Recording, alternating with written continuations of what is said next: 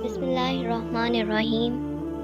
سعید بن ابو سعید مقبری نے خبر دی، انہیں ابو سلمہ بن عبد الرحمن نے خبر دی کہ ام المومنین حضرت عائشہ صدیقہ رضی اللہ عنہا سے انہوں نے پوچھا کہ نبی صلی اللہ علیہ وآلہ وسلم رمضان میں رات کو کتنی رکعتیں پڑھتے تھے؟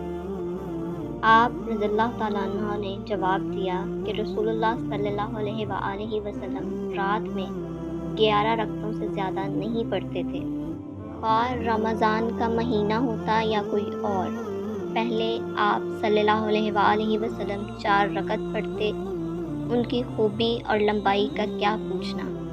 پھر آپ صلی اللہ علیہ وآلہ وسلم 4 رکعت اور پڑھتے، ان کی خوبی اور لمبائی کا کیا پوچھنا۔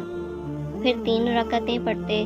عائشہ رضی اللہ عنہا نے فرمایا کہ میں نے عرض کیا، یا رسول اللہ صلی اللہ علیہ وآلہ وسلم، آپ وطر پڑھنے سے پہلے ہی سو جاتے ہیں؟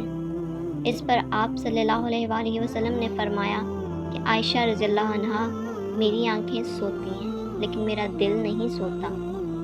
صحیح بخاری حدیث نمبر 1147۔